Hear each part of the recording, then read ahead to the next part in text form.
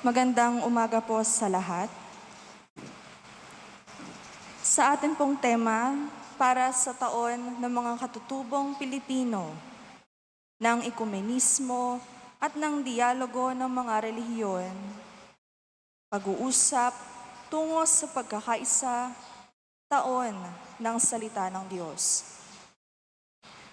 Sa tema ng buwan, panahon ng COVID-19, panahon ng pagpapatibay ng buhay espiritual. Ngayon po ay ka-26 na linggo sa karaniwang panahon. Linggo ng mga naglalayag sa dagat. Sino sa dalawa ang sumunod sa kalooban ng Ama?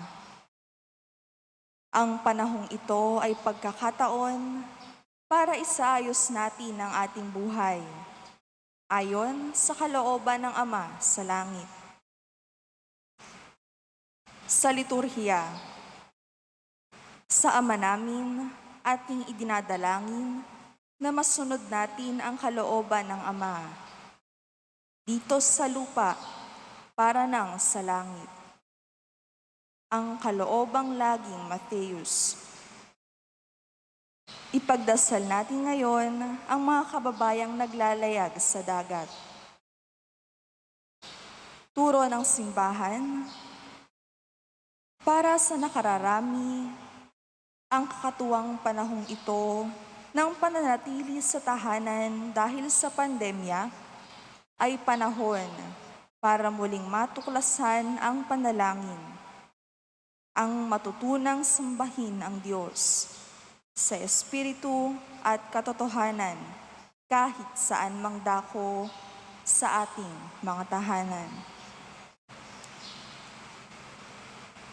Ang misang ito ay iniaalay din po natin para sa lahat ng frontliners na patuloy na nag-aalay at nagsasakripisyo ng lakas, oras at talino upang patuloy na masugpo ang COVID-19 sa ating bansa at buong mundo. At patuloy na naglilingkod upang maipagkaloob sa ating lahat ang ating pangangailangan sa pang-araw-araw nating buhay. Gayon din, para sa lahat ng namumuno sa ating bansa at bayan, upang gabayan sila ng poong may kapal sa lahat ng desisyon na kanilang gagawin, para sa ikabubuti ng lahat ng tao. Iniaalay din natin ang misang ito para sa lahat ng Kristiyano na nasa banig ng karamdaman, upang matamasa nila ang kagalingan na nagbubuhat sa ating Panginoong Diyos, at para sa ating lahat na naririto ngayon, 10 ng ating pamilya, upang manatili tayong malusog at ligtas sa anumang karamdaman at kapahamakan.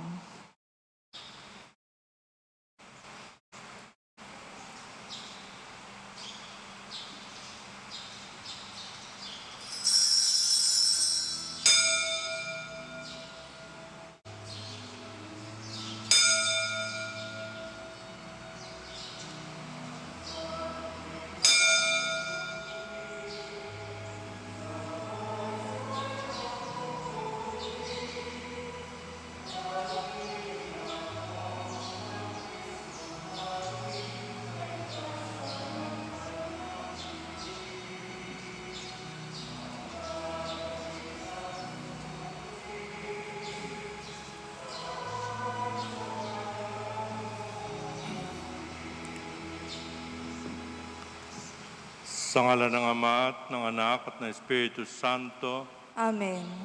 ang pagpapala ng ating Panginoon Kristo, ang pag-ibig ng Diyos Ama, at ang pakipagka-Espiritu Santo naway sumainyong lahat. At sumaiyo rin. Mga kapatid, pagbabagong buhay ang laging hangad ng Panginoon. Upang maging marapat tayo sa banal na pagdiriwang, aminin natin ating mga kasalanan. Panginoon, hangad mo kami magtulungan sa pagbabalik loob.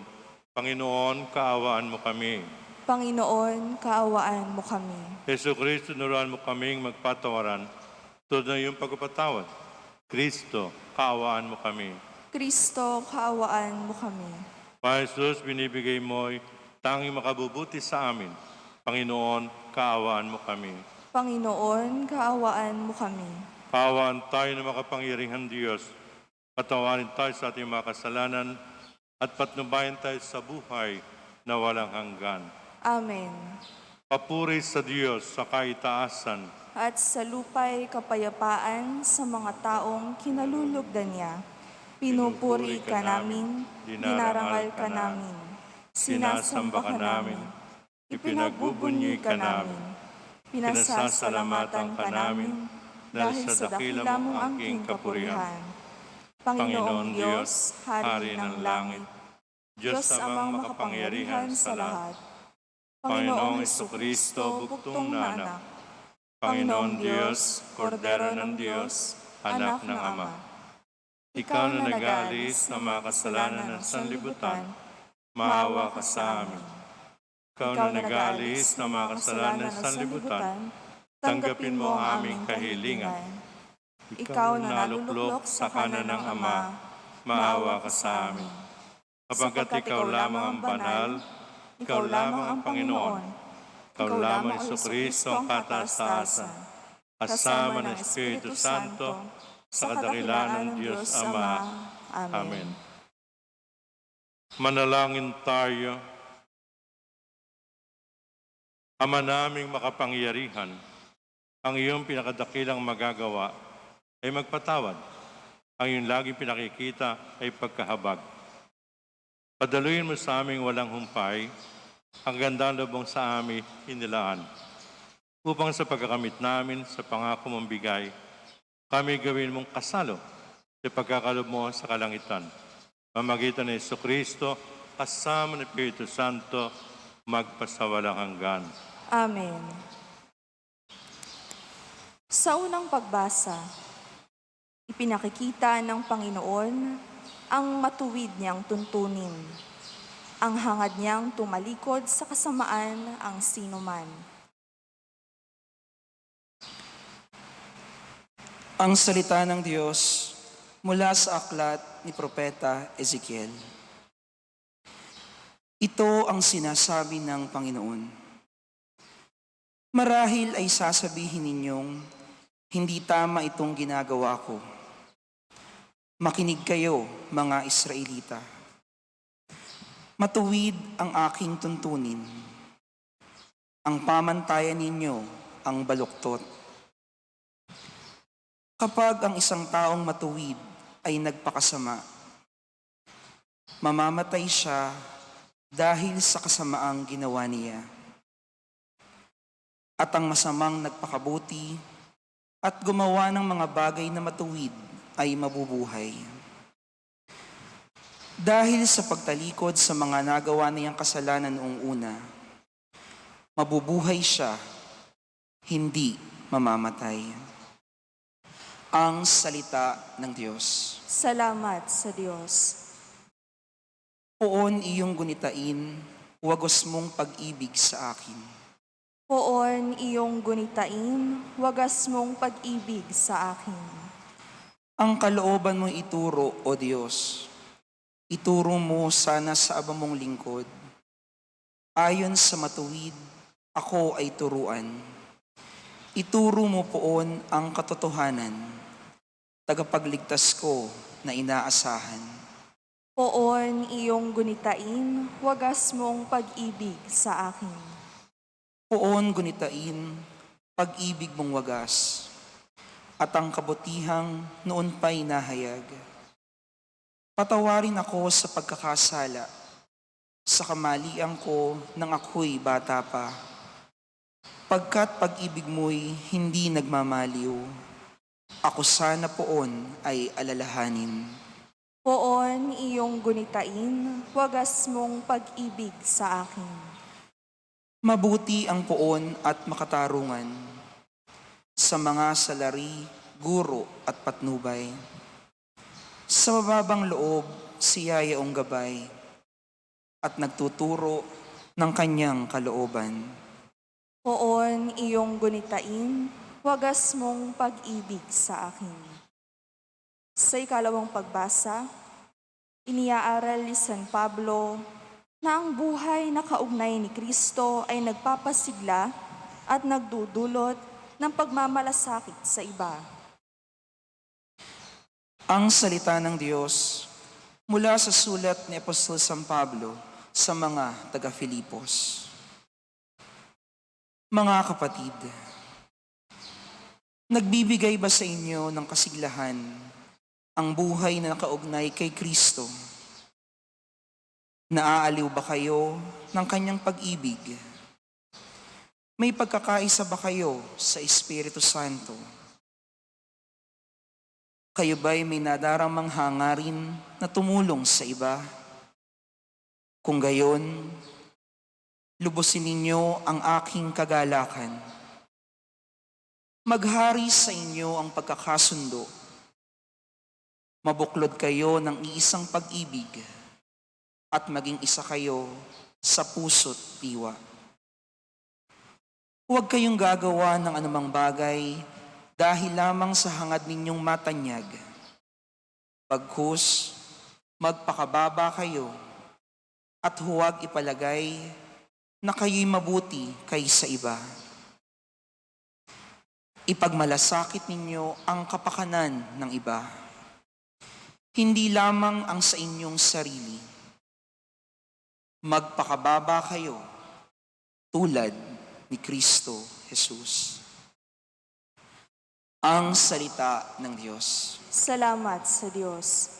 Sa mabuting balita, ipinakikita ni Jesus ang halaga ng pagsasakatuparan ng utos, kahit nasa simulay may pagbabagtulot.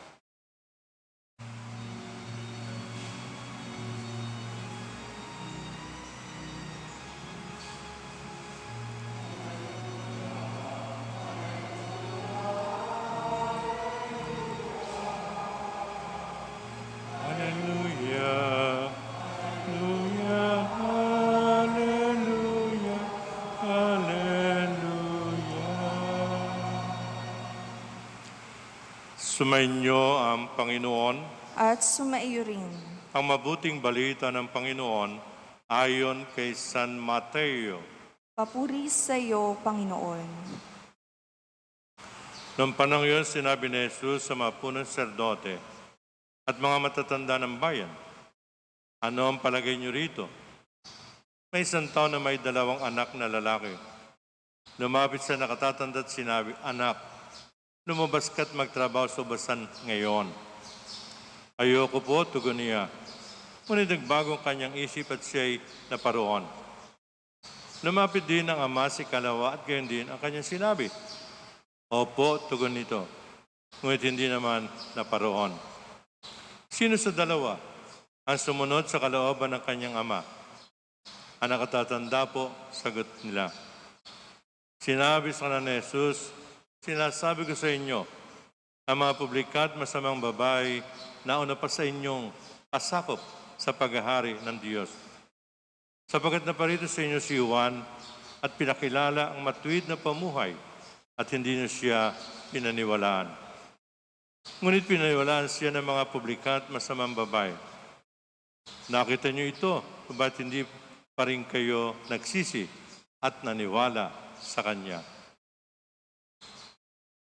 Ang mabuting balita ng Panginoon. Pinupuri ka namin, Panginoong Hesukristo.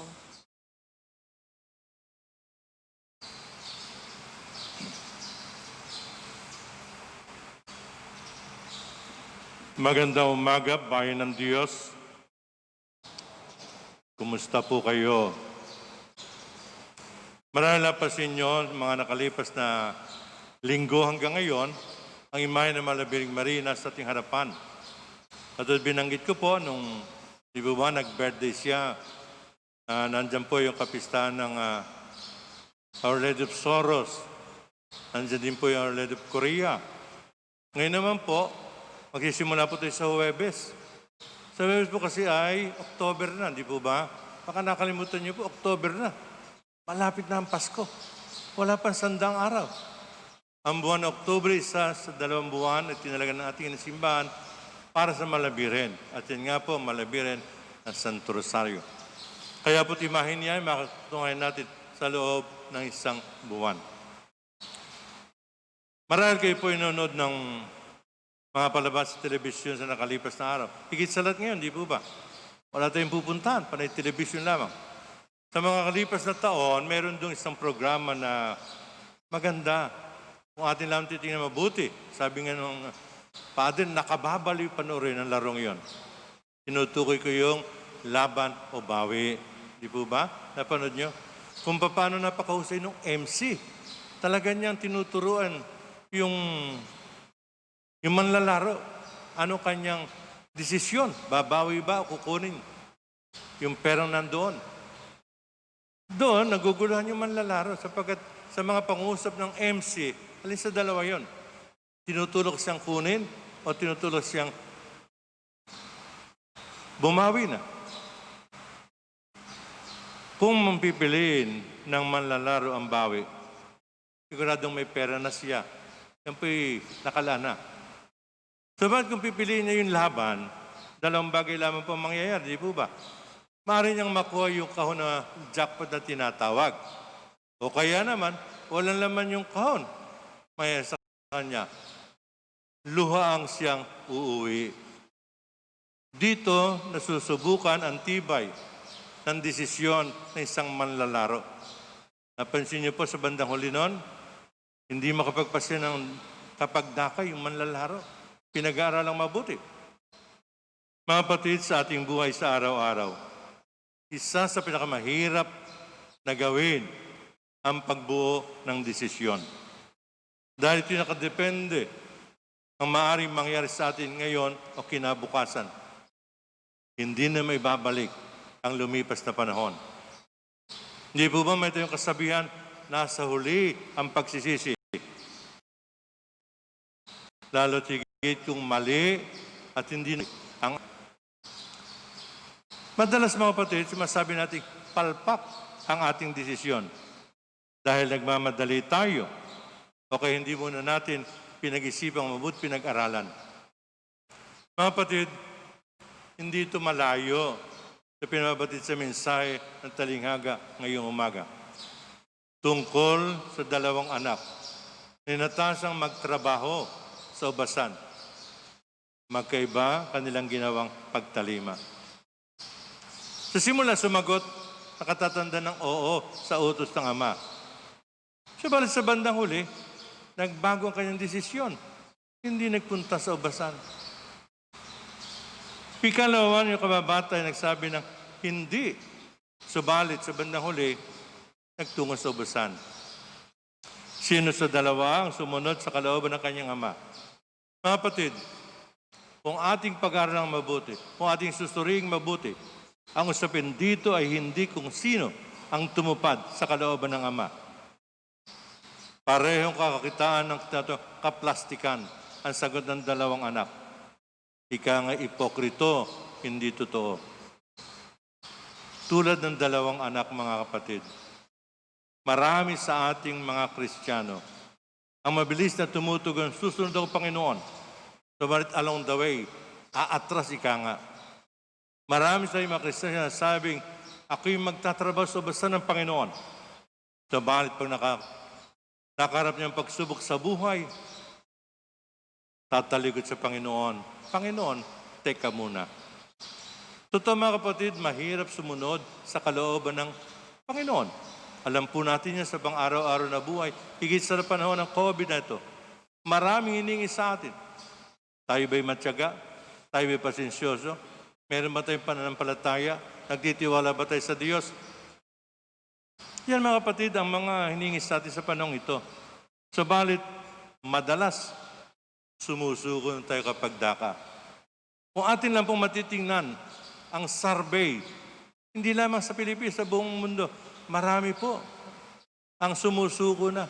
Marami nasisira na ng loob. Bumibigay ng tinatawag. Kaya nga, hindi namang medical site, katawan ng ating tinutukoy dito, hindi yung spiritual side, psychological side, ang dapat tingnan. Ano nangyayari sa panahon ito? Ganun pa man mga kapatid, kung ating susuriing mabuti, ang Panginoon ay hindi nagkukulang. Hindi naman niya tinatalikuran. Hindi naman siya lumalayo sa atin. Nandiyan pa rin siya. Tayo ang minsan tumatalikod sa Kanya. Tayo ang minsan lumalayo sa Kanya. Mga kapatid, sa nakalipas na panahon, maraming naging huwaran sa pagsunod sa kalooban ng Diyos. At isa din masasabi natin, hindi matuturingan ang ating mahal na ina, Malabiring Maria. Hindi lamang natapos ang kanyang nang isilang ang batang si Jesus. Hindi lang ang Golgota, ang saksi sa kanyang ginawang pagsunod sa Diyos. Ang Malabiring Maria ay nandyan palagi. Hindi niya iniwanan ang kanyang anak. Hindi siya tumakbo.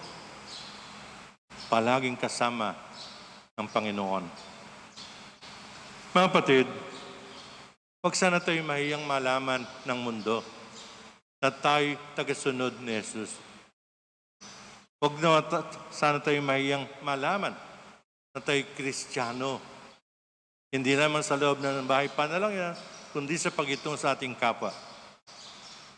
Kung ayaw mong tawaging Kristiyano, ano ka na? Mga kapatid, sa pagsunod kay Jesus, ika nga, sa laro sa telebisyon, laban o bawi, isa lamang ang maaari nating piliin. At maliwanag sa ating Panginoon yan, either you're with me or against me. Hindi pwede yung kalikaliwa. Tayo mga Pilipino ay sigurista. Pag gumagawa ng kapasiyan, hingi sa atin, isang pa sa kaliwa, isang pa sa kanan. Hindi po pwede yan. Ang ating pagpasya ay palagi isa lamang para sa Panginoon o lalayo sa Panginoon. Sa pangusap ng Panginoon, either you're with me or against me. Sumasampalataya ako Sa Diyos amang makapangyarihan sa lahat, na may gawa ng langit at lupa.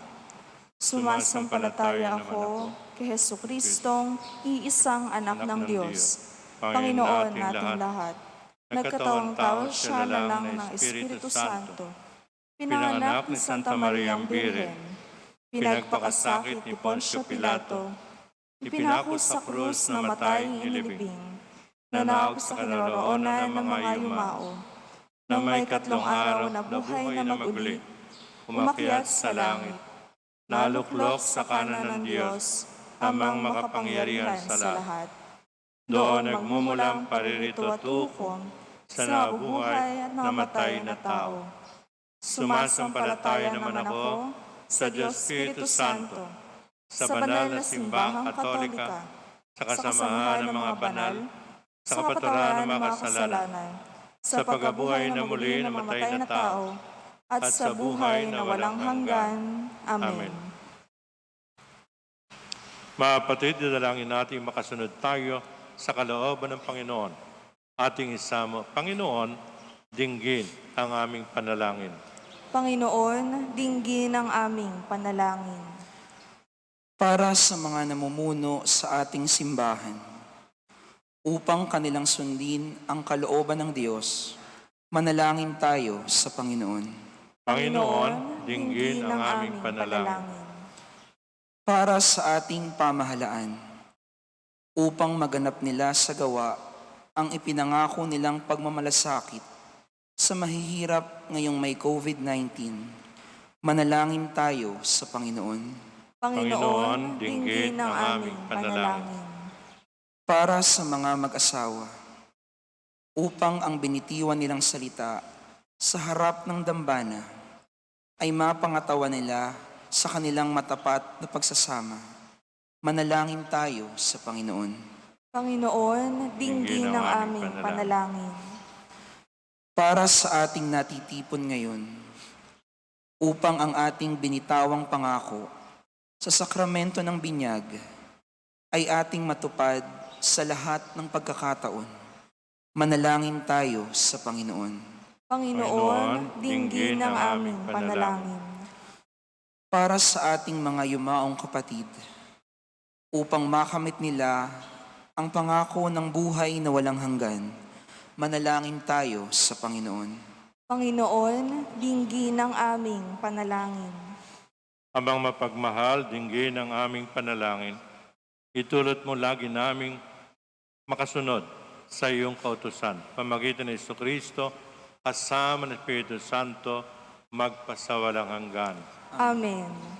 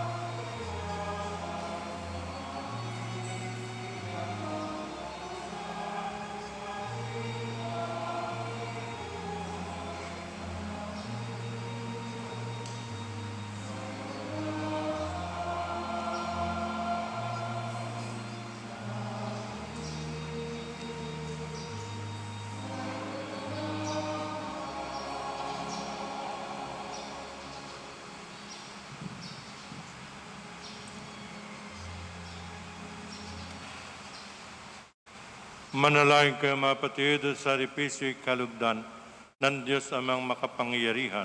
Tanggapin nawa ng Panginoon itong paghahain sa iyong mga kamay sa kapurihan at karangalan sa ating kapakinabangan at sa buong sambayanan niyang banal.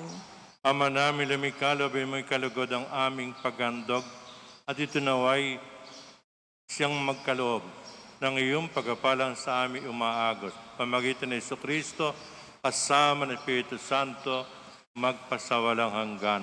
Amen. Sumainyo ang Panginoon. At sumaiyo rin. Itaas sa Diyos inyong puso at diwa. Tinaas na namin sa Panginoon. Pasalamatan natin ang Panginoon natin Diyos. Marapat na siya ay pasalamatan. Ama naming makapangyarihan, tunay ang marapat na ikaw ay aming pasalamatan.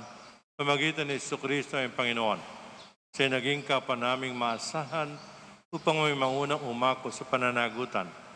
Dahil hangad mong magbago ang kinamias ng pagkakanya-kanya ng sangkatauhan.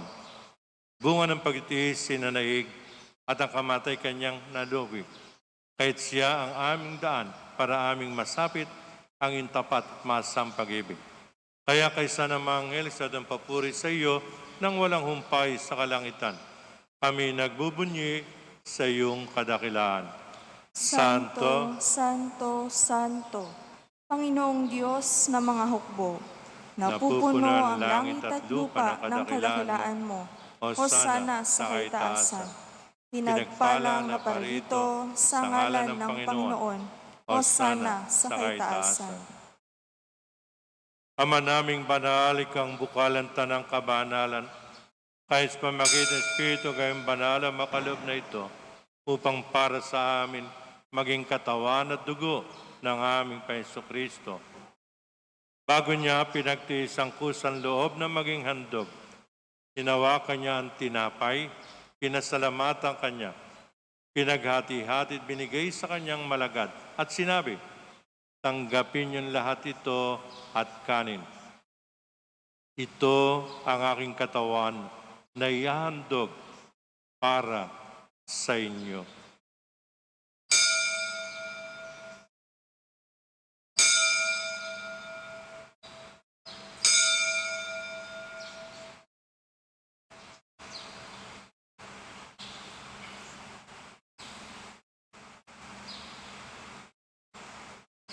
Gayun din naman na matapos ang hapunan, hinawakan niya ang kalis, muling nagpasalamat sa iyo. Inabot niya ang kalis sa kanyang malagad at sinabi, tanggapin niyo lahat ito at inumin. Ito ang kalis ng aking dugo ng bago't walang hanggan tipan. Aking dugo na ibubuhos para sa inyo at para sa lahat sa kapagpapatawad ng kasalanan. Gawin ninyo ito sa pag-aalala sa akin.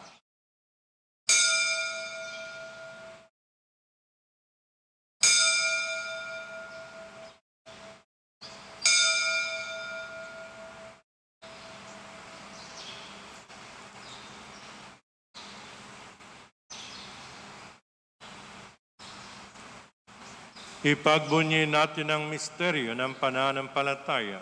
Si Kristo'y namatay, si Kristo'y nabuhay, si Kristo'y babalik sa wakas ng panahon. Ama, ginagawa namin yung pag-alala sa pagkamatay at muling pagkabuhay na iyong anak. Kaya't inaalay namin sa iyo ang tinapay na nagbibigay buhay at ang kalis na nagkakaloob ng kaligtasan. Kami nagpapasalamat, minarapat na tumayo sa harap mo para maglingkod sa iyo. Sinasama namin kami magsasalo-salo sa katawan at dugo ni Kristo ay mabuklod sa pagkakaisa, pamagitan ng Espiritu Santo.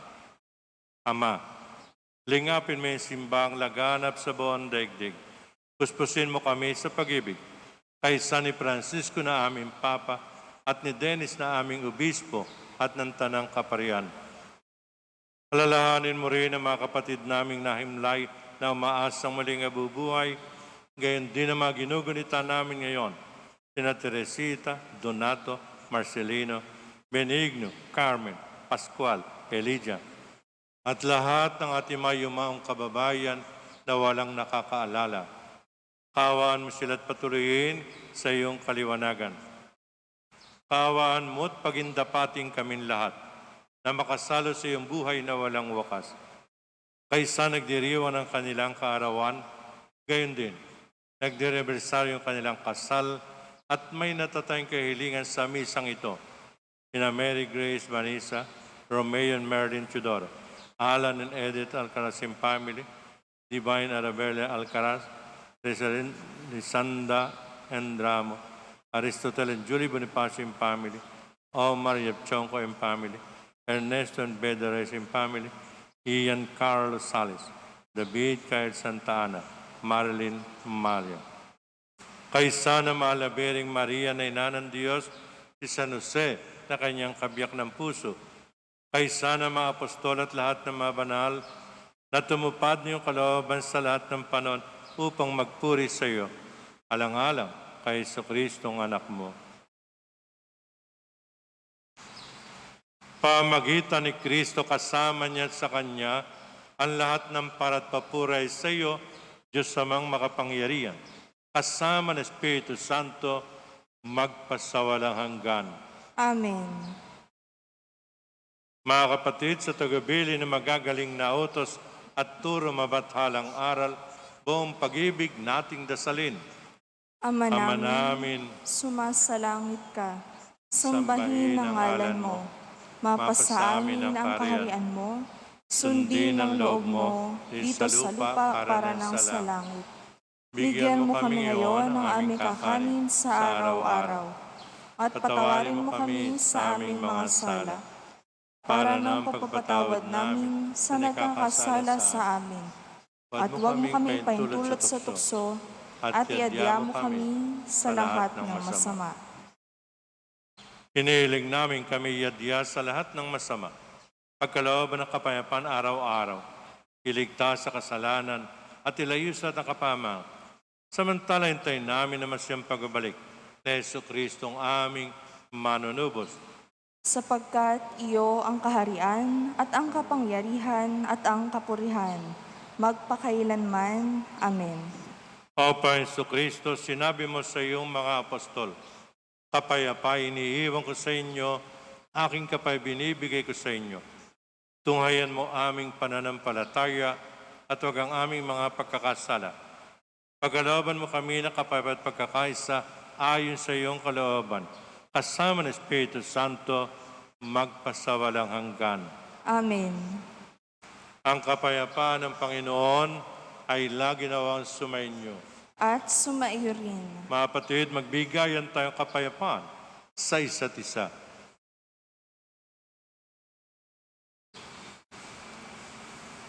Kordero ng Diyos, na nag-aalis ng mga kasalanan ng sanlibutan, maawa ka sa amin.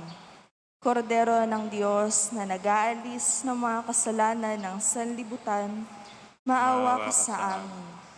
Kordero ng Diyos, na nag-aalis ng mga kasalanan ng sanlibutan, ipagkaloob mo sa amin ang kapayapaan.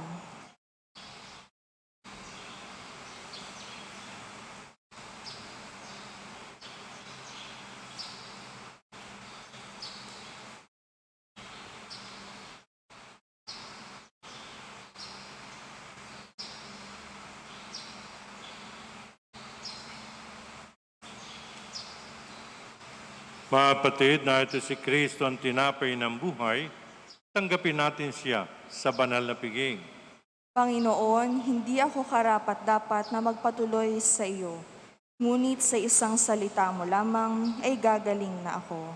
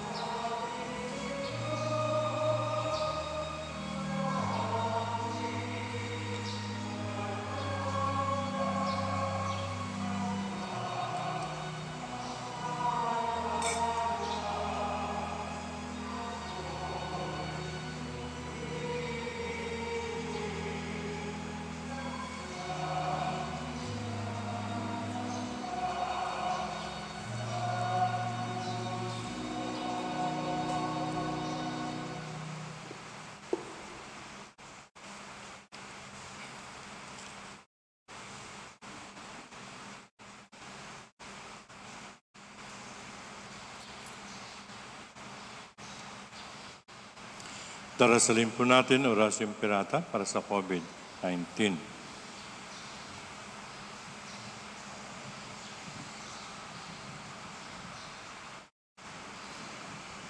Makapangyarihan at mapagmahal na Ama, nagsusumamo kami sa iyo upang hilingin ng iyong patnubay laban sa COVID-19 na nagpapahirap sa marami at kumitil na ng mga buhay.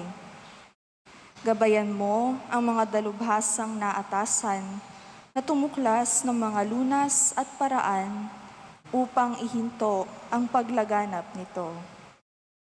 Patnubayan mo ang mga lumilingap sa may sakit upang ang kanilang pagkalinga ay malakipan ng husay at malasakit. Itinataas namin ang mga nagdurusa. Makamtan nawa nila ang mabuting kalusugan.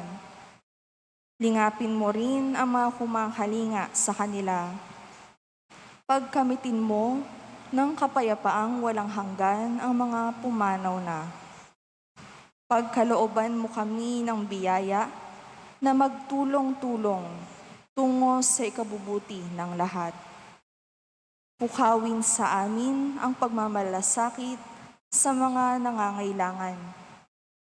Nagsusumamo kami na iyong ihintuna ang paglaganap ng virus at ipagadya kami sa lahat ng mga takot. Hinihiling namin ito sa pamamagitan ni Jesucristo na nabubuhay at nagaharing kasama mo at ng Espiritu Santo, iisang Diyos, magpasawalang hanggan. Amen. Tumudulog kami sa iyong patnubay, mahal na Ina ng Diyos. Pakinggan mo ang aming mga kahilingan sa aming pangangailangan at ipagadya mo kami sa lahat ng kasamaan. Maluwalhati at pinagpalang Birhen. Amen. Mahal na Birhen, mapagpagaling sa may sakit. San Rafael Arcangel, San Roque, San Lorenzo Ruiz, San Pedro Calungsod, San Lorenzo, Diakono at Martir.